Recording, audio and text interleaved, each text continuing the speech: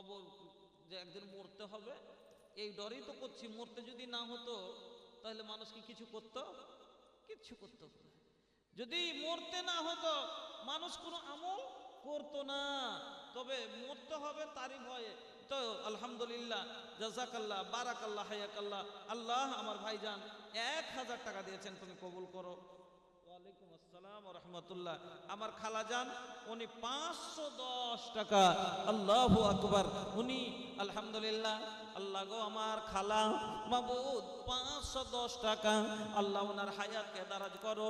যে আশায় উদ্দেশ্যই দিয়েছে মাওলা, তুমি উদ্দেশ্য পূরণ করো আল্লাহ। কবর খুব ভীষণ জায়গা।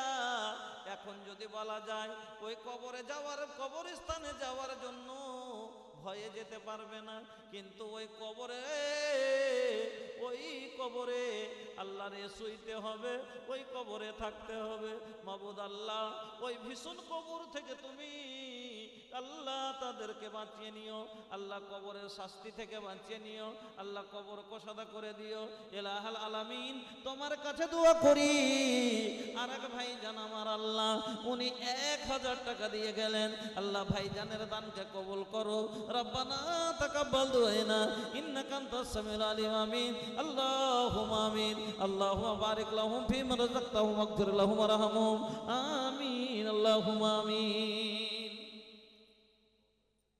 10,000 লিল্লাহি তাকবীর। নানা আমার সাথে মজাক করছিলেন, কোন না? দেখেন তখন তখন কত দিয়েছিলেন? 5 আর ফের 10। আলহামদুলিল্লাহ, মাশাআল্লাহ।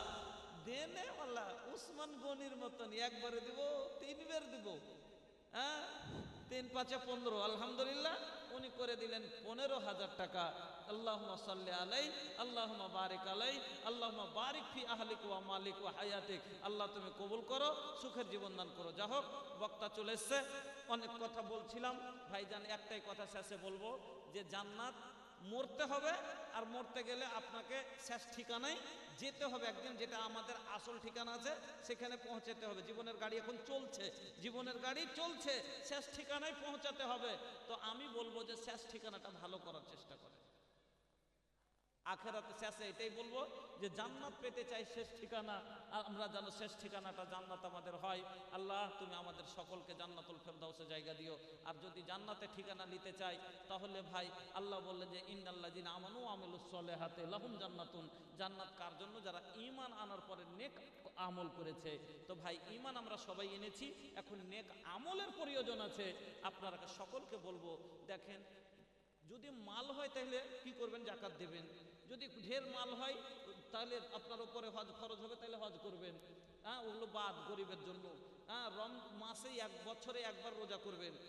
শুধু বেঁচে গেল একটাই ইবাদত, সেটা হলো নামাজ। এটুকুই ইবাদত ভাই করে দেন। আল্লাহর দিন রাত রিজিক খাচ্ছেন, আল্লাহর এক সেকেন্ড আল্লাহর নিয়ামত ছাড়া আমরা চলতে পারবো না। আর সব সময় 24 ঘন্টা যে আছে আমরা আল্লাহর নিয়ামত ব্যবহার করছি, আর এক ওয়াক্তের শুধু একটা ইবাদত আল্লাহর করে দিতে পারি না। এটা খুব কষ্টের কথা।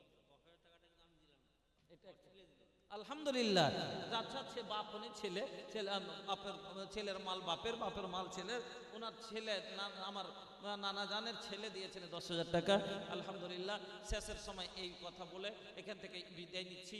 দোয়া করবেন আমার জন্য, আমি আপনাদের জন্য দোয়া করব। যদি কাউকে কোনো কষ্ট হয়ে থাকে ক্ষমা করবেন। বিদায় নিচ্ছি। আকুলু কওলি হাদা আস্তাগফিরুল্লাহ লি ওয়া লাকুম ওয়া লিসাইরিল মুসলিমিন ফাস্তাগফিরুহু ইন্নাহু আল গফুরুর রহিম। আসসালামু আলাইকুম ওয়া রাহমাতুল্লাহি ওয়া বারাকাতুহু। মাশাআল্লাহ, আলহামদুলিল্লাহ। এতক্ষণ পর্যন্ত আপনারা আব্দুল শুকুর রহমি ভোজপুরির কাছ থেকে মূল্যবান কথা শুনছিলেন, যার বিষয়বস্তু ছিল কবর। চিন্তা করুন, আমরা আপনারা যে ছেলে মেয়েদের পরীক্ষা দেওয়াচ্ছি, সর্বপ্রথম কি পরীক্ষা বলেন তো? বোর্ড পরীক্ষা। একটু কথা বলবেন, কি পরীক্ষা? মাধ্যমিক, তারপরে কি পরীক্ষা? উচ্চ মাধ্যমিক, তারপরে গ্রাজুয়েশন, তারপরে MA।